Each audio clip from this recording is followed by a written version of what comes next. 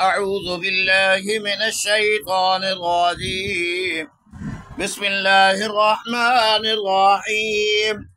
عبس وتولى أن جاءه الأعمى وما يدريك لعله يزكى أو يذكر فتنفعه الذكرى أما من استغنى فأنت له تصدى وما عليك ألا يزكى وأما من جاءك يسعى وهو يخشى فأنت عنه تلهى كلا إنها تذكرة فمن شاء ذكره في صحف مكرمة